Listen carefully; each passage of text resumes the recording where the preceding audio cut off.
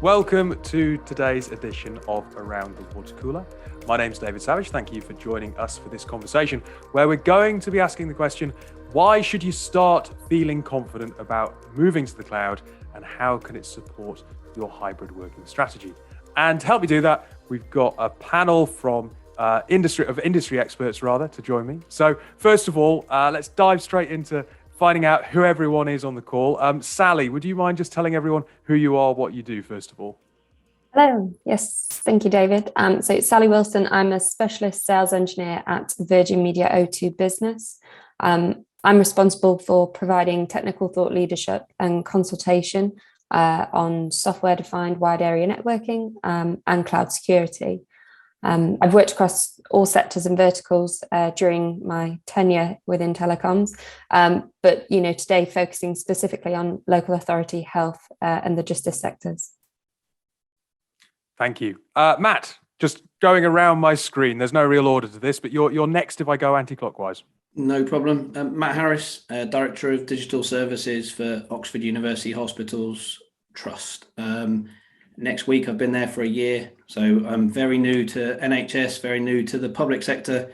Previous to that, I was for over 20 years. Looked after the IT for Mercedes Formula One. Bit of a change then from Mercedes Formula One to the NHS. Just a bit, but the thing is, it's still tech at the end of the day. There's not the differences aren't as big as what people would probably let you think. Absolutely. And lastly, certainly not least, Mark. Hiya.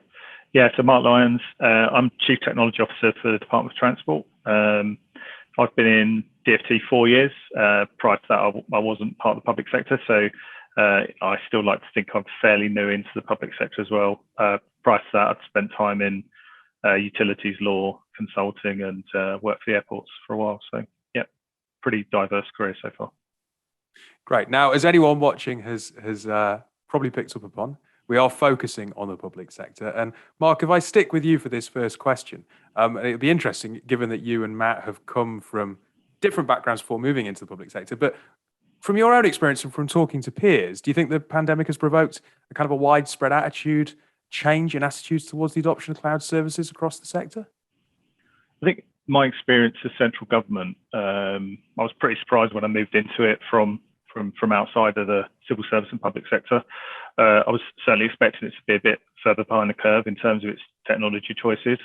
Part of the reason I joined DfT was the chap I worked for and the guy who interviewed me was kind of really passionate about the move to public cloud services for DfT. So DfT Centre, which we're about 4,000 staff, the ministerial centre of the DfT group, is fully cloud. We've got a combination of Azure and Google Cloud Platform. So we're already there.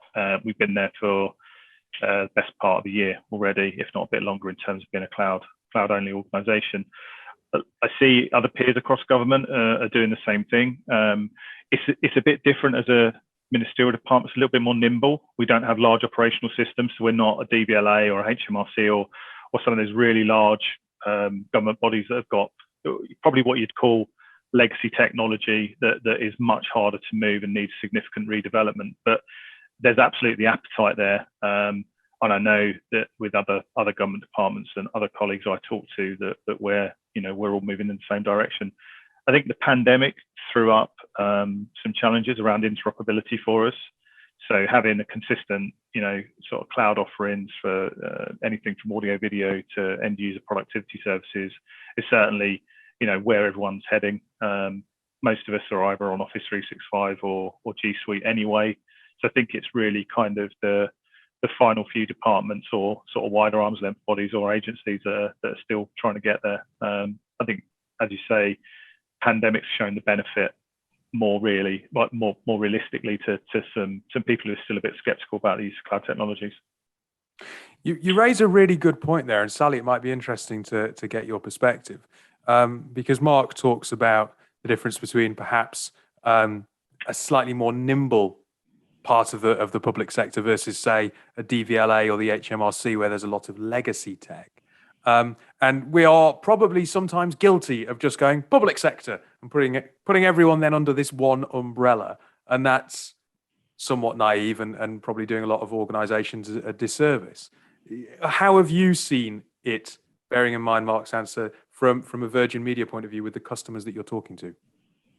Yeah, and I think, I consult predominantly with local authority and health customers, and there is certainly a difference between that and central government. But I think, to what Mark was saying, the pandemic, pre-pandemic, there was probably more than an ounce of trepidation on relying on the internet for hosted applications and services within local authority and health.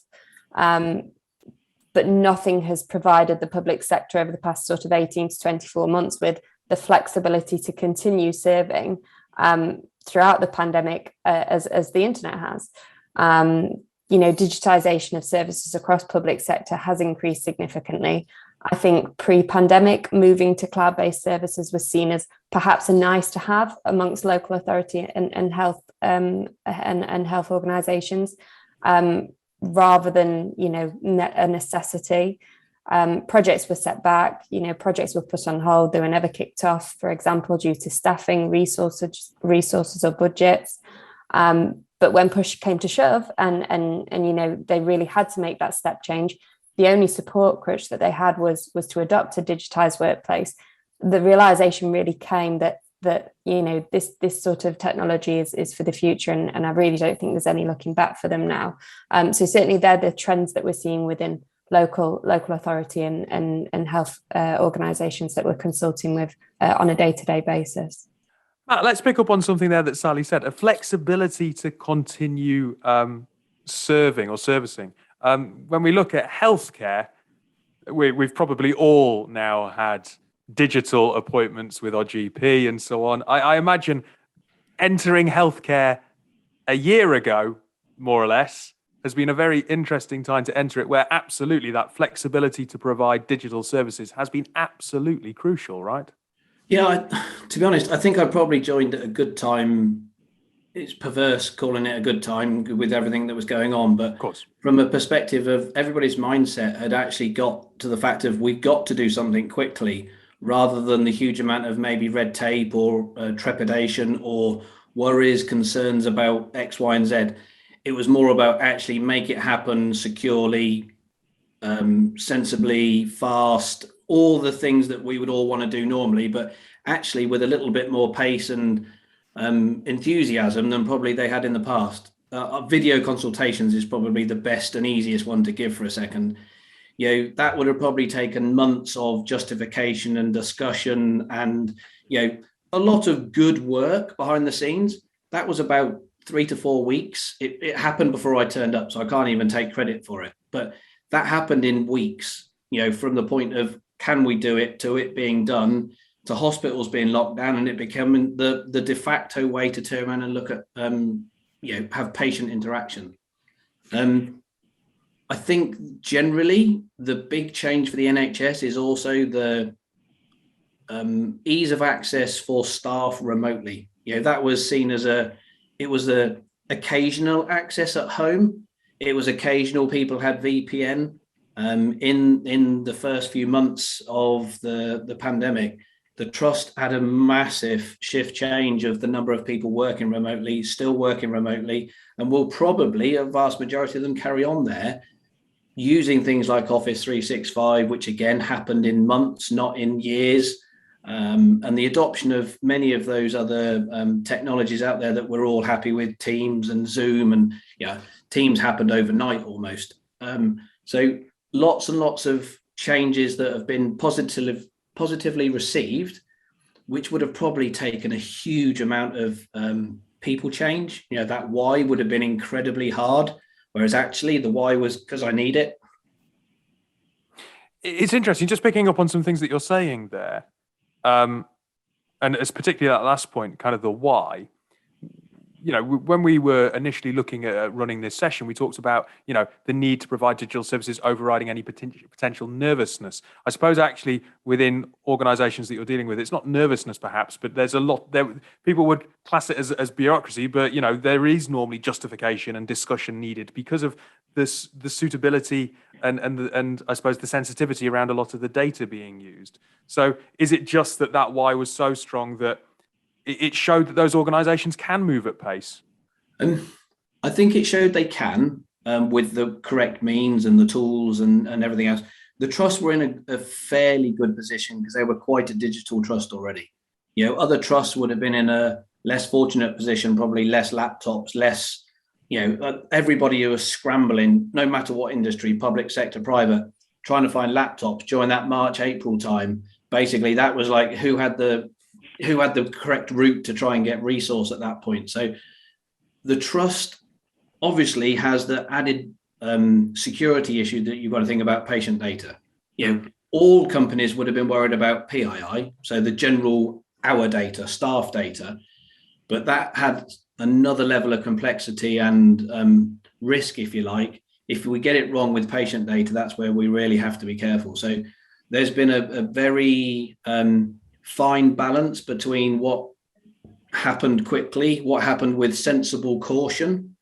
And the proliferation of using things like Microsoft Forms and Power Automate to turn around and Office 365 and those tools that are part of most companies now, not all of them, some are using G Suite or whatever else they're using, but the proliferation of those tools now for me to be able to work at home and collaborate on a document.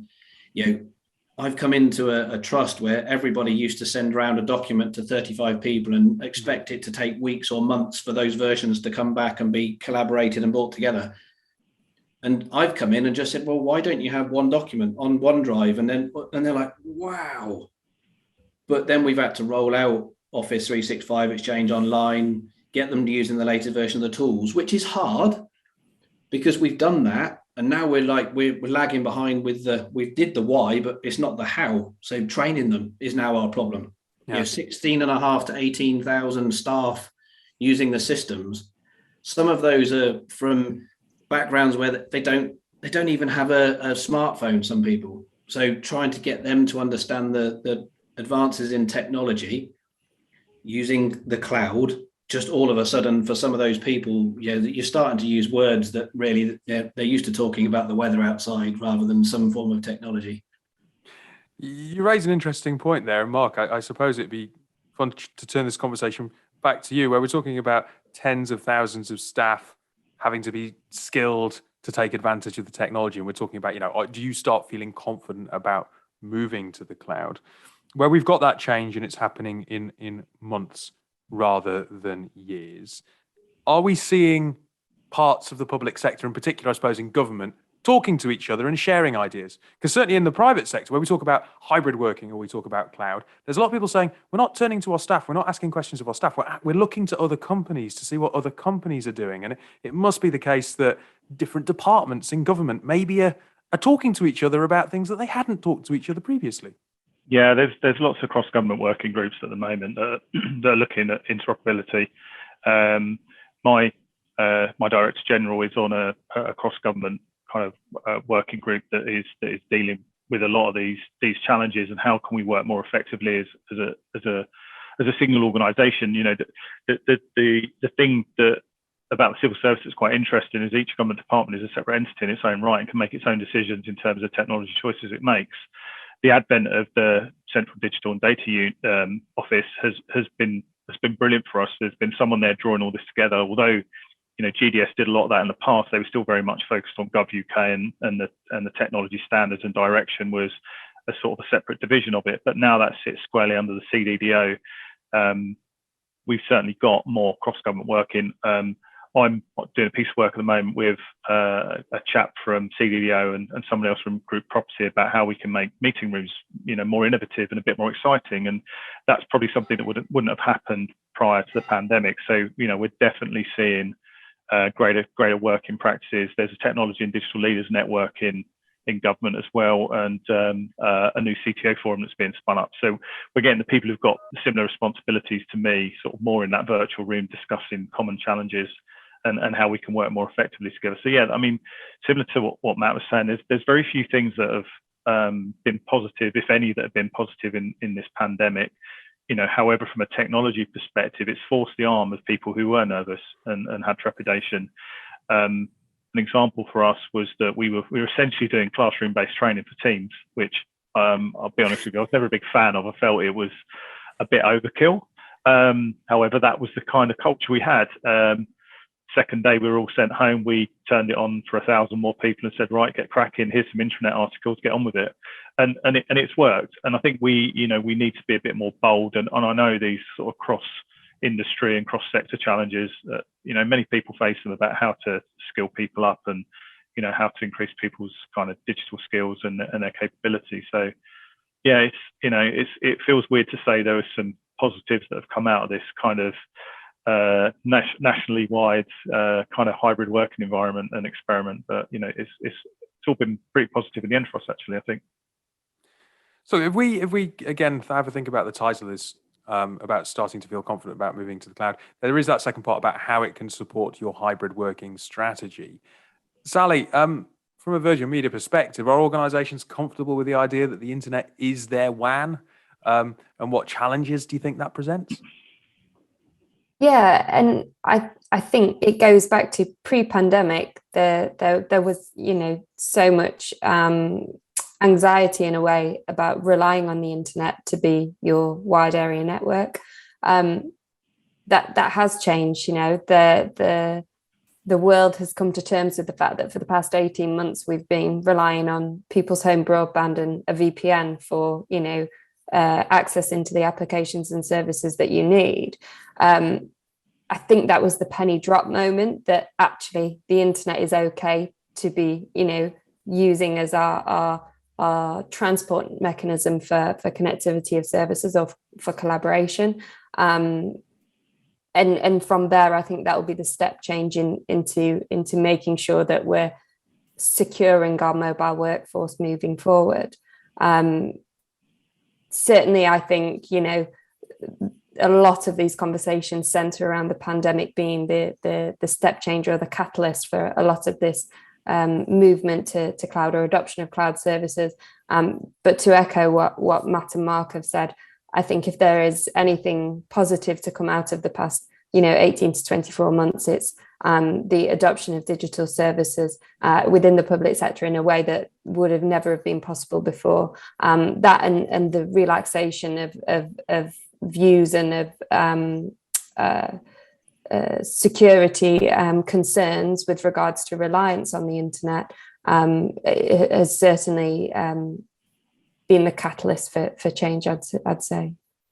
You touched there about the security of the internet itself. I suppose there are still a lot of concerns, obviously, around best practice and governance and fraud and phishing attacks and so on with people working from home. I mean, what are the challenges that your customers are talking to you about when they're switching to this idea that the internet is their one? I suppose it's probably less technical and a bit more around behaviors, right? Well, yeah, exactly that. I mean, the question could apply to the internet. It could apply to a private network. A vulnerability, regardless of the transport mechanism, is a vulnerability. More often than not, a breach will start with an end user. So rather than focusing on how it is that employees consume services, be it a private or a public network, the question should be, how do we secure our end users and the access that they need to the applications and services in the most efficient manner possible, to allow them to be productive, but without compromising private data. And this is why, we look to services such as zero trust architecture models. They will really be the step change in securing the mobile workforce moving forward. So again, Matt, if we're talking about confidence, the last question that we thought about in advance of this panel was, does a move to the cloud breed confidence, flexibility, and employee productivity? Break that down. I mean, does it breed confidence full stop, or is it flexibility? Is it productivity? What are the areas where you've really seen the benefit to your organization? Flexibility has got to be number one out of the three that you just mentioned for a second, because we wouldn't have been able to carry on supporting the trust in the way we had. Even if you just take the digital team for a second, forget finance and HR and everybody else who have been able to carry on doing all the good stuff they do to make sure the trust can carry on working. We wouldn't have been able to provide the service, the support, the updates that we've been able to do with we've got people that are all over the country, not just local to Oxford. A lot of people have turned around and been able to carry on providing the service that's required. So flexibility is definitely up there. Confidence, I think that's probably naivety. I don't mean that harshly, but I don't think people really, they've trusted in the digital team to make sure that what they're doing is secure. So the confidence is there almost by a need and a requirement to trust in what's been delivered to them and told what to use. That comes with the fact of, do we have a better security posture because we're using more of Microsoft tools in the cloud than having one person that's a member of a single man team looking after our security. Otherwise, I've now got a team of Microsoft engineers that are writing that on a daily basis, improving my security posture for me. So there's elements there where that cloud element is unbelievably important now. The ability to turn around and spot impossible movement, which I couldn't have done before with an on-prem AD environment with the logs. I'd have never known that somebody just tried to log on from Russia rather than Wales or Oxford or wherever they would have been. So the employee productivity is an interesting one. And the reason I say interesting is because I've come from a world where basically trust in your team and your workmates and your colleagues and everything else was absolutely utmost in everything that we did. That confidence around employee productivity, whether you could see them or not, was just there because everybody had the single one goal of winning. The hospital's a little bit of a different environment. People at the moment still feel a little bit more they need to see people to understand the productivity, which is unfortunate, but that's a cultural thing that's got to change. That's not going to be changed overnight. That's going to take a lot more effort as well than the technology. Technology is quite easy. You can have a go at it. If you make a mistake, you can have another go. You can change the 1 and the 0 and you can get it right. Humans, we're all a little bit different. We all need that cultural change is a bit harder. Some of us around the table will find certain things we take to it like duck to water. Others we're like, I really don't feel very comfortable. So, and that employee productivity is going to be something that I think is going to be an interesting. How do you measure it? Do you measure it? Do you trust in it? That's a big piece in its own right. My view, anyway.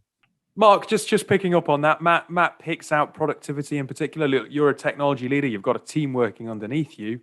How has it been from your perspective? Yeah, I mean, it's been a really interesting time for us. I've been incredibly lucky in my career that I've always had the ability to work remotely, work from home.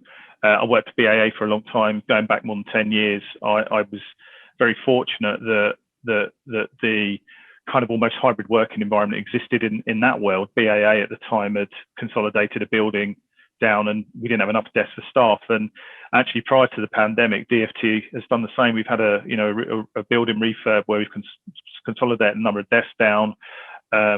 We can't get everyone in on the same day. So we've kind of taken that decision to adopt some form of hybrid working anyway.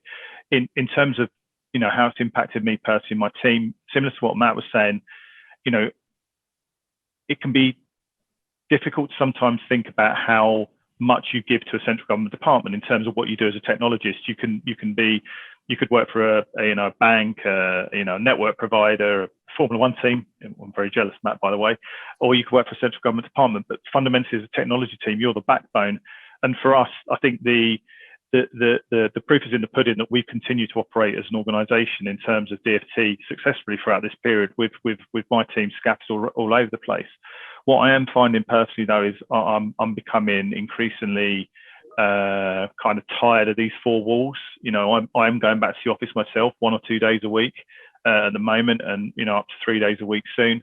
And for me, that's more about that face-to-face interaction. It's in whiteboarding sessions.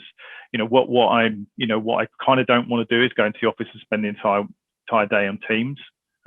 Because I think that would negate the benefits of being in the office with my colleagues and taking that time to brainstorm. And as I say, I've really missed those whiteboarding sessions. So I think, I don't think things will ever go back to how they were fully, but there's definitely the need for me, personally, and lots of members of my team to be back in a few days a week.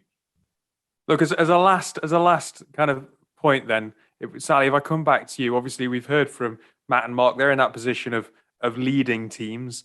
You're in that wonderful position with Virgin Media of having that kind of view of what's going on across the market as a whole, and particularly someone in your position where you're kind of producing that thought leadership. Listening to those two, is there anything that you'd add on top in terms of the chief benefits that you've seen from a customer point of view? No, and I think, on a personal level, every customer that I consult with is in the same position, and typically the level of engagement that we have, those people, those individuals have always had the opportunity to work in this hybrid manner anyway. More often than not, what we find is working from home used to be almost a nice to have, a perk of the job, that you could have the flexibility to maybe do it 1 or 2 days a week. I used to use it particularly to catch up on work, because what you'd find is going into the office, there was always, a coffee here, could I grab a word there, and so on and so forth. And that's certainly what we're seeing echoed across both local authority and health organisations at the moment. I think, as Mark was saying, a step back to the office will have to look significantly different to what it did before, particularly from a feet on the ground.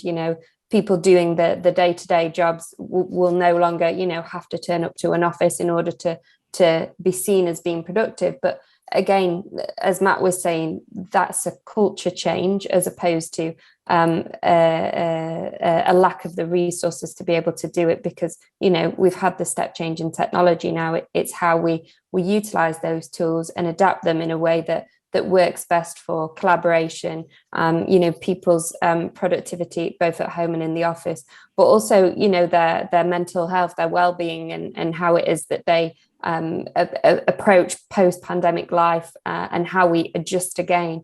I think what it's taught us is we don't necessarily have to be in one place at one time, but in order to take the cultural change that we've seen over the past 18 months and put it into practice, in the years to come, that will be the key thing for me that needs to happen, not just across public sector, but across organisations as a whole. I think the key one for public sector, though, in adopting that change will be to try and increase the amount of young, fresh talent that they're able to, get into positions and into senior decision-making positions, probably more so than anything. And that comes through, allowing them to work flexibly, giving them the tools that they need to be able to do their job without having service, deterioration or buffering, or, having to connect back to a VPN because they're, in a library or they're at a coffee place. It's attracting that new wave of talent into their organization, breeding them, harvesting them, welcoming them into their ecosystem, and really having them as kind of the next wave of employees for the public sector. That, I think, will be the key to really ensuring that the public sector is set and ready to build upon what has happened over the past 18 months, but also to bring it into, the new wave of or ways of working. I want to thank you all for spending some time with us today to discuss some of the benefits of moving to the cloud and what can be realized via that and hybrid working. So thank you all for your time. If you've enjoyed today's Around the WaterCooler session, please stay on the CIO WaterCooler website. Do have a browse around. There is plenty more content that you can have a look at and enjoy.